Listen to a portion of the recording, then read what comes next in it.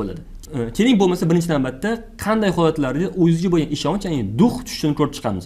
Birinchisi, negativ self talk, ya'ni o'zi bilan negativ ohangda gaplashish. Ya'ni sen buni qila olmaysan, oldin qilib ko'rmagansan, nima kerak bu narsani qilib ko'rish o'zi, buni kim qilyapti o'zi, odamlar nima deydi deb o'zi bilan o'zi yomon tonda gaplashish. Bu birinchisi. Ikkinchisi, albatta odamlarning fikridan qo'rqish. Ya'ni siz nafaqat o'zingizda bo'lgan ishonchni va balkim boshqalar ko'rib qolsa, boshqani oldida uyalib qolish haqida o'ylash va bu narsa sizni doimiy tarzda ishonchingizni kamaytirib, duhingizni sinishiga olib keladi.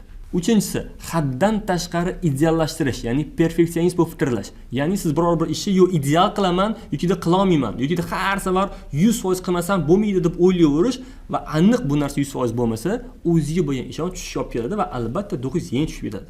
To'rtinchisi va men o'ylashim bo'yicha eng asosiylardan biri bu o'ziga bergan va'da turmaslik.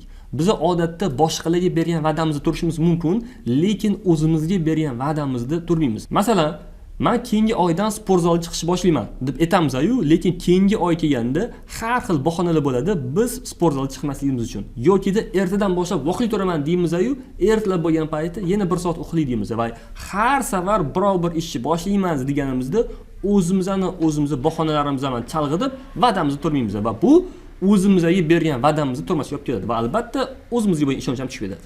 Beshinchisi bu muvaffaqiyatsiz keyslar. Ya'ni siz biror bir tajribangizda bo'lgan muvaffaqiyatsiz keyslarni o'ylayverasiz va o'zingizga bo'lgan ishonch tushadi va qo'rqib qolasiz yangi ish qilishdan ham. Shuning uchun muvaffaqiyatsiz keyslar keyingi mumkin bo'lgan muvaffaqiyatli keyslarni sindirib qo'yishi mumkin va bu albatta sizni duhingizni sinishga olib keladi.